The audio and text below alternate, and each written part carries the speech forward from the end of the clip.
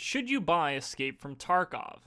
Escape from Tarkov is best described as a raid-based survival shooter, so instead of having an open world like DayZ or Rust, you have individual maps to hop into for 5 to 45 minutes depending on the map.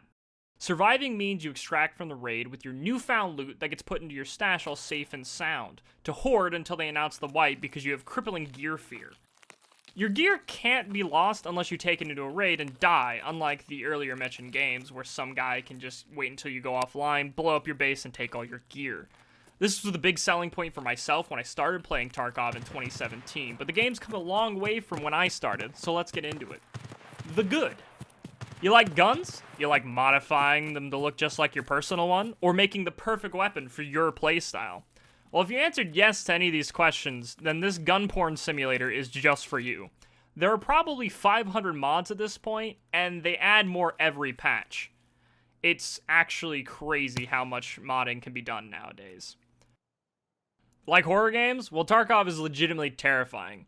When I first started, my heart rate would skyrocket when I heard a footstep. Is it a Juice Lord, a scav boss? Maybe it's just a scav. Wait, it could be a player scav waiting to delete my legs with a shotty. Aw, jeez, Rick. None of that scare you? Just wait till you lag when you peek a 5-man running at you like a herd of Mountain Dew-soaked Juice Lords. Eventually, you will get comfortable with the game and lose gear fear, but man, Tarkov's a scary fucking place. The gunplay is pretty good too, excluding the lack of recoil, as your character takes care of most of it for you. But there is a weapon and modding style for every person. Sniping is extremely satisfying. Watching a guy 300 meters away just ragdoll from a headshot is orgasmic. More of an aggressive player, strike fear onto the map by running a max recoil loud M4 and just push your opponents into uncomfortable situations and have them screaming as you hunt down every gunshot you hear on the map until you wipe the server. There's a way for everyone to play and enjoy themselves, and that's one of the great parts about this game. Team play is another awesome part of Tarkov. Squad up with up to 5 friends and wreak havoc on the map. You have to learn strong communication skills as there is no HUD.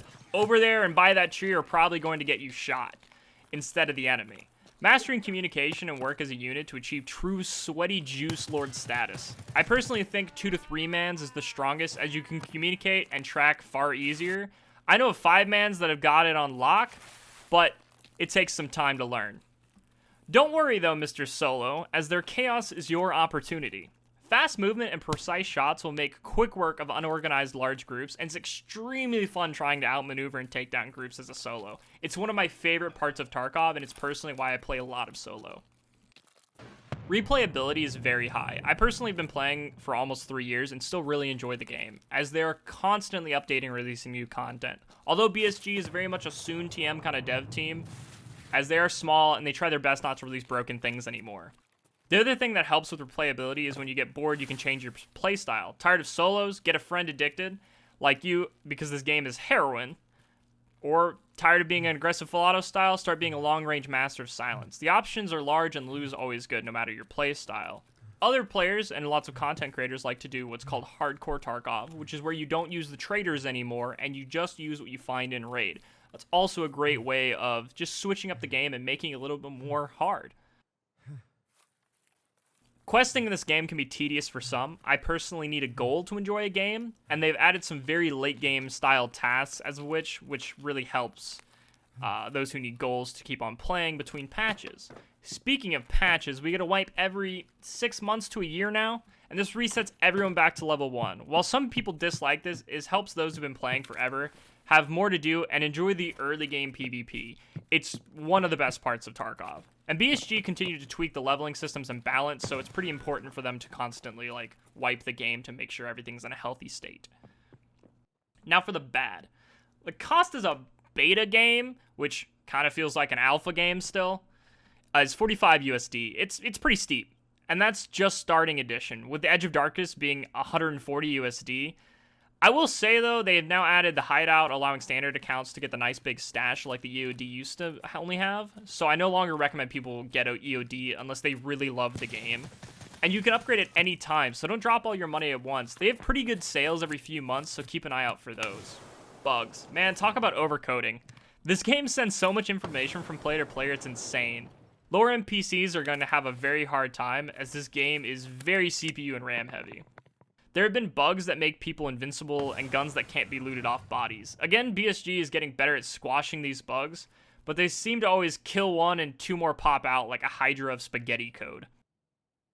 Cheaters, like every FPS game, can't escape these basement dwellers who seem to just get a rise out of ruining others' experiences.